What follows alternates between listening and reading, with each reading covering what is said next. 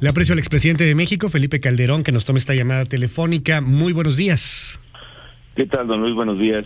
Gracias por la comunicación, presidente. Oiga, bueno, pues hace unos momentos Manuel Bartlett lo nombró entre una lista de personas que perjudicaron, dicen ellos, a la Comisión Federal de Electricidad. Se basan concretamente en que trabajaron en algún momento en el sector de energía, en su caso, pues siendo, como no, hasta presidente de México, y después trabajaron en empresas privadas.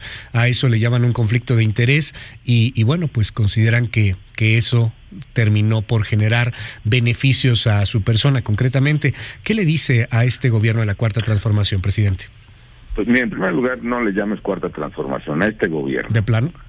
De plano, sí. Uh-huh. Y lo segundo es que, pues a la gente que nunca ha trabajado, pues sí les ha de asustar que haya gente que trabaje, como es el caso de muchos otros funcionarios.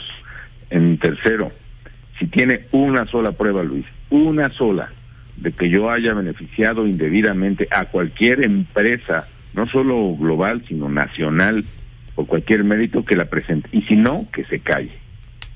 Cuarto, en todo el mundo existe la figura de consejeros independientes, que es mi caso. Efectivamente, el desempeñar el trabajo en una empresa privada y al mismo tiempo ser funcionario público es lo que se llama conflicto de interés. Un ejemplo, el señor Riobó, por ejemplo, es uno de los principales asesores del presidente en materia de construcción, fue el principal asesor para cancelar el aeropuerto de Texcoco, etcétera. Ha sido el gran contratista de López Obrador en el gobierno de la Ciudad de México, fue el de los segundos pisos, fue el que se le cayó, por cierto, un centro comercial cerca del sur de la ciudad, cerca del Pedregal, el centro se llama Arts. Algo así. Arts. Y sin embargo, este señor, que tiene un encargo del presidente López Obrador, al menos como asesor, al mismo tiempo nombra a su empleado como encargado del aeropuerto de Santa Lucía. Ese sí es conflicto de interés, ese sí es un buen ejemplo. Ahora, ¿cómo se evita? La ley prohíbe a un funcionario público que tiene un cargo trabajar o tener un interés con una empresa privada. Por supuesto, eso no ocurrió y por supuesto de eso nadie me acusa.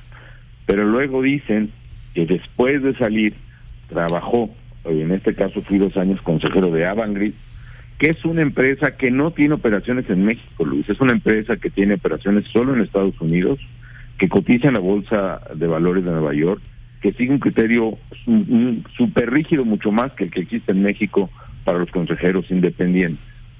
Y la ley establece además que, bueno, está bien que el funcionario no en funciones, pero después de que termine su trabajo o cargo, ¿cuánto tiempo?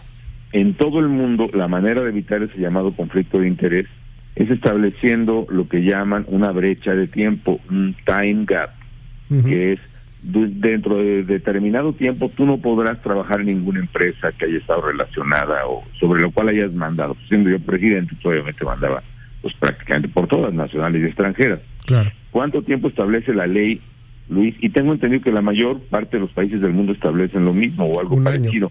1 año. Yo trabajé para Avangrid, una empresa que nunca ha tenido operaciones en México, como consejero independiente, casi 4 años después de dejar el cargo. Entonces, rechazo categóricamente esos infundios. Sin embargo, presidente Felipe Calderón es, pues al final, filial de Iberdrola, que pudo llegar a tener ciertos intereses en México. ¿Qué dice al respecto de este tema? Porque se maneja mucho en la crítica hacia su trabajo. Aunque sea filial de Iberdrola, aunque Iberdrola tenga participación en el capital, porque es una empresa pública que compra y vende acciones, definitivamente ni beneficié jamás a Iberdrola, y respeté no solo lo que dice la ley, sino 3 veces más el plazo que dice la ley. No tengo ningún conflicto de interés ahí. 4 años después es cuando usted trabaja en Avangrid. Ahora, para que quede un poco más claro, a ver, ¿qué beneficios tiene con Avangrid? ¿Qué es lo que le dijo Avangrid? Inviertan ustedes aquí, váyanse a este lugar en donde puede generar... Avangrid es una empresa nueva, recientemente creada en Estados Unidos. La ley americana establece obligaciones muy fuertes para cualquier empresa para tener en su consejo de administración que no esté dominado, que no esté por los inversionistas principales, sino establece la figura de tener consejeros independientes, es decir, consejeros que ni trabajen en la empresa, ni tengan acciones de la empresa. Y al consejero independiente se le establece además una serie de reglas muy duras Claro. incluso responsabilidades legales muy severas, muy complicadas, para estar en el Consejo de Administración, dar su opinión y votar a favor o en contra de los asuntos más delicados de la empresa. Déjeme Avangrid, preguntárselo. para poder Déjeme preguntárselo así. ¿En algún momento en este consejo, en estas votaciones, en estas recomendaciones que dio usted, hubo el país involucrado? ¿Estuvo México involucrado? ¿Tuvo algo que ver con México? Absolutamente no, absolutamente nunca. México, esta empresa opera, es la segunda empresa de renovables más importante de Estados Unidos, que fue lo que a mí me interesó el perfil de esa empresa. Yo soy un absoluto comprometido con el tema de energía renovable. Avangrid está generando la tecnología más avanzada del mundo en este tema, particularmente de energía eólica y energía solar, y solo tiene intereses en el noreste de Estados Unidos, más plantas de generación que sirven, por cierto, a las empresas más innovadoras y más atractivas para los jóvenes en estos días. En el mundo no doy nombres porque no se deben dar, pero la verdad es una empresa muy atractiva, muy interesante. Y hoy, independiente de mis puntos de vista, dejé además, cumplí solo un periodo como consejero, que fue el compromiso que establecí, y renuncié, terminé finalmente mi labor en diciembre del año pasado. Pero volviendo al tema, Luis, yo creo que lo que hay es además hay otra cosa. Si un presidente no puede trabajar para las empresas que finalmente operan en México, ¿no? Pues no solo para las extranjeras, si estás de acuerdo, pues tampoco para las privadas, ¿no? Pues sí, no. Si esto es así, Digo, no, para nada, dicen que no se puede trabajar para ninguna. Para ninguna, entonces, yo le pregunto con mucho respeto al presidente López Obrador, ¿de qué va a vivir después de que salga de la presidencia? Si no va a poder trabajar para ninguna empresa en México. A lo mejor nos dice pues de lo mismo que ha vivido antes de entrar a la presidencia. ¿Y de qué ha vivido? Pues no sé, Luis, tú eres el periodista, ¿no? No. Oiga, dígame algo, ¿qué opinión le merece justamente usted me está hablando de estas empresas, de las empresas a nivel internacional, empresas que invierten en energía? ¿Cómo lo ven o cómo considera que lo verían estas empresas ante señalamientos ya muy directos? Porque hoy pareciera ser que trabajar en una empresa es un delito. Después de haber sido funcionario, aunque te hayas esperado el año o en su caso 4 años, termina siendo un delito. Hoy pues la empresa Siemens dice pues que confía en que se van a respetar los contratos, pero comienza a haber por ahí ya ciertos nerviosismos. ¿Qué nos puede compartir, presidente? Mira, ya olvídate de mi caso, que es lo que es a lo menos relevante. Creo que se dicen muchas cosas muy delicadas el día de hoy. Sí. Lo que refleja el presidente y el director de la Comisión Federal de Electricidad es una serie de prejuicios, es decir, las empresas del gobierno son buenas, las empresas privadas son malas. Punto. Cuando en realidad esto no es así. Hay empresas públicas muy buenas y empresas públicas muy malas, por ejemplo, como era el caso de Luz y Fuerza. Hay empresas privadas muy buenas y empresas privadas muy malas, pero cuando las empresas privadas son malas y hay condiciones de mercado y de legalidad, estas truenan, quiebran y se van del mercado. Cuando las empresas públicas son malas, si el prejuicio del gobernante es que son buenas por naturaleza, por el hecho de ser públicas, se quedan y empiezan a incurrir en una serie de pérdidas que tienen que pagar todos los contribuyentes. Ahora, las empresas públicas, las empresas globales, por ejemplo, a la hora de oír esos prejuicios dicen, no, híjole, yo en México, pues a lo mejor ya no vuelvo a invertir, o le voy a invertir mucho menos, con lo cual va a haber mucho menos empleo, mucho menos crecimiento económico. Y en particular, la CFE, que es una empresa súper endeudada, que tiene una carga laboral, un pasivo laboral muy grande, que tiene una carga asfixiante ya, no va, y ante un gobierno que tiene limitada cantidad de recursos presupuestales, no va a poder hacer todas las inversiones que necesita. De hecho, las inversiones que se han hecho en CFE, contratos con privados, le han permitido a CFE, pues no sé, quizá duplicar su producción de electricidad de una manera mucho más limpia, mucho más eficiente, mucho más barata, de la manera en que solía producirla o generar la CFE. El presidente habla de las hidroeléctricas de CFE, pues esas ahí están, pero ya no hay más campo de crecimiento hidroeléctrico, Luis. O sea, ya las presas del Bazar ya se construyeron, las presas del Grijalva ya se construyeron, las presas del Río Santiago ya se construyeron. Hace muchos años que no hay nuevas presas. ¿Por qué razón? Porque ya no hay más cauces explotables de esa envergadura. Lo que hay es una transformación en todo el mundo que ha tenido ya varios ciclos varias revoluciones. Ahí sí, para que veas, transformaciones. Uh-huh. La primera fue en los 90 al ciclo combinado a gas natural, que hoy por hoy es una de las formas más baratas de producir electricidad y más limpias a la vez en el mundo. Esas empresas que ahora critica tanto el presidente López Obrador, lo que hacen fueron generar electricidad de esta manera más barata y más limpia, claro, para CFE. ¿Por qué para CFE? Porque solo se la podían vender a CFE, pues está bien, a través de un contrato. Y ahora hay otra transformación energética en el mundo, que es la energía renovable.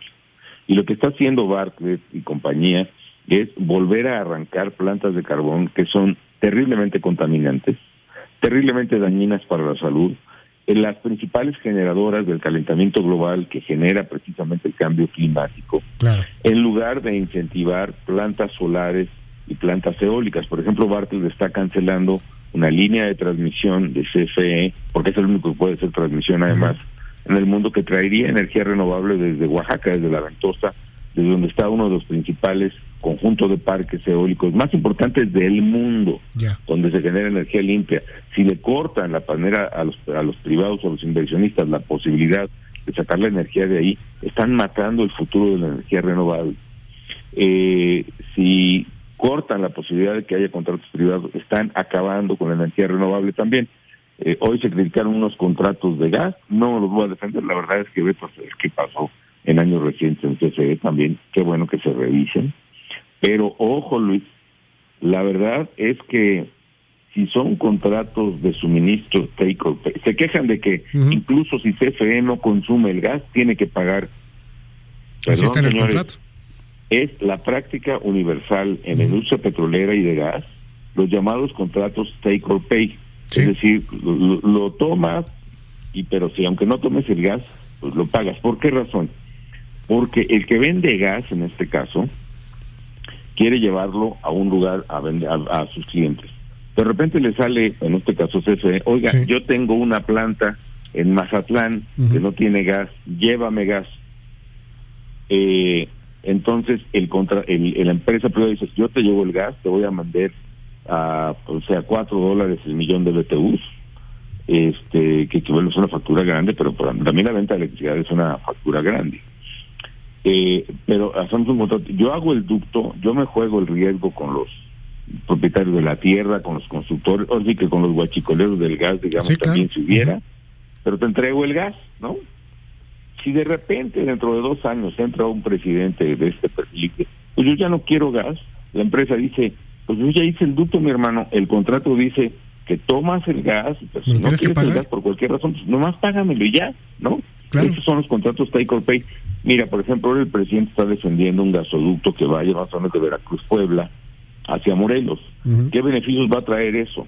Pues va a industrializar Morelos, porque no sé si te fijas, Luis, que las ciudades que tienen industrias pesadas, como sí, Monterrey, Juárez, Ciudad de México, Guadalajara, etcétera, son ciudades que se industrializaron porque tuvieron gas natural. En cambio, estados que no tienen acceso a gas natural, como Morelos, Guerrero, Oaxaca, incluso Sinaloa, por mucho que sea muy productivo agrícolamente, no tienen industria. El llevar el ducto de gas natural les genera industria. Ahora, ¿cómo llevas el ducto? Hay una inversión ancla, que en este caso va a ser una termoeléctrica de CFE. CFE hace un contrato con un proveedor de gas, no sé quién sea, ponle que sea, es TransCanada, unos que ahorita TransCanada, yo hago el ducto y me haces un contrato de take or pay, es decir, me vas a comprar tantos, no sé, sí o sí, 500 o 200 pies cúbicos diarios, millones de pies cúbicos diarios de gas, ¿no? Y te los vendo a $2 o a $4 el millón de BTUs.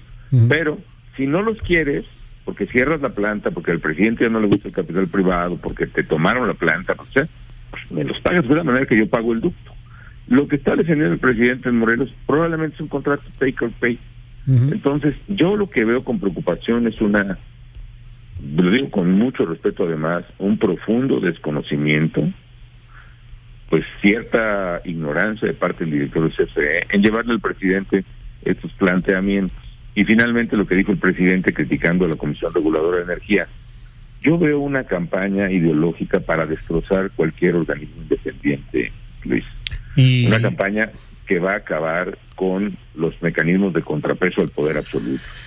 una campaña ideológica para terminar con los organismos autónomos. Estamos hablando de la CRE, estamos hablando del IFETEL, quizá en algún momento, estamos hablando también del INE, estamos hablando del INAI. Si ves las barbas de tu vecino energético cortar, pon las tuyas telecomunicaciones y radiodifusión a remojar. Claro. Dígame algo, finalmente estamos platicando con el expresidente Felipe Calderón. Dígame algo, hablando justamente de esta descentralización, de querer olvidarse ya de cualquier organismo autónomo, y hablando también de algo con lo que me quedo hace un momento, usted lo señalaba, parece ser que hay un discurso ideológico en donde lo privado es malo, lo público es bueno. Eso parece ser lo que se dijo el día de hoy. Nos empezamos a dar cuenta también que se le está dando un gran poder al ejército mexicano. Se lo quiero preguntar a usted, con una estrategia que ha sido cuestionada, debatida en muchas ocasiones, pero hoy vamos a ver un ejército que construye aeropuertos, vamos a ver un ejército que distribuye gasolina, vamos a ver un ejército que tiene un papel preponderante en la función pública, en lo que antes uno diría, bueno, esto tendría que haber sido de privados, de civiles, de particulares. ¿Qué opinión le merece al expresidente Felipe Calderón? Pues mira, primero, yo tengo una gran simpatía por las Fuerzas Armadas y respeto por ellas. Segundo, que el problema es precisamente el ejército está sobrecargado de tareas y darle más funciones es simplemente complicar mucho su actividad. Yo creo que el presidente, que es un hombre de poder, descubrió lo que significan las Fuerzas Armadas. Ahora sí, en lugar de estarlas criticando y calumniando, o se les apoya, las protege. Yo, incluso en el tema de seguridad, el más polémico, Luis, si algo hice fue construir instituciones civiles.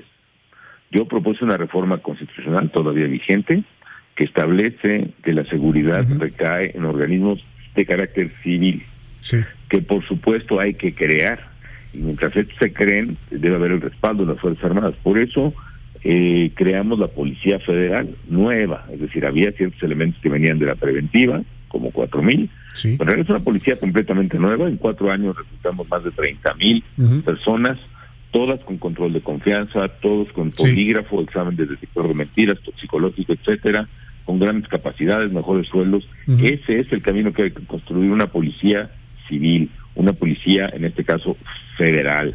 No me asusta a mí el tema de que tenga disciplina, mandos y jerarquía, la Guardia Nacional, pero no, pero tiene que ser civil, ¿sí me explico? ¿Y debe de construir aeropuertos el ejército? Pues mira, no es una función esencial, tampoco si fuera un aeropuerto estratégico militar o incluso una carretera, por ejemplo, donde domine el crimen organizado y sea estratégica para sacar del desarrollo, probablemente, pero debe ser ese criterio. En este caso, a mí me parece que el aeropuerto de Santa Lucía, el ejército va a construir muy bien la pista, tiene excelentes ingenieros militares, pero todo el asunto de la operación aeroportuaria civil, pues es un asunto bien distinto a los de ingenieros militares. Concretamente, hoy Reforma saca dónde está el permiso de la Secretaría de Comunicaciones y Transportes, ¿no? ¿Dónde está el permiso de Aeronáutica Civil para hacer dónde están los estudios de viabilidad? Pues esas son las cosas que rifan. Mira, los aviones no se repelen, como dijo, no sé si Riobó o Jiménez Espriu, no se repelen para no chocar. Es súper complicado técnicamente manejar un aeropuerto. Y se está, yo creo que ya llegando a los límites, ya casi jugando con la seguridad de los pasajeros de líneas aéreas, dada esta situación. Felipe Calderón, gracias por tomarlo de comunicación en este espacio y estamos al habla, si nos permite. Al contrario, buenos días. Gracias al expresidente de la República, Felipe Calderón Hinojosa.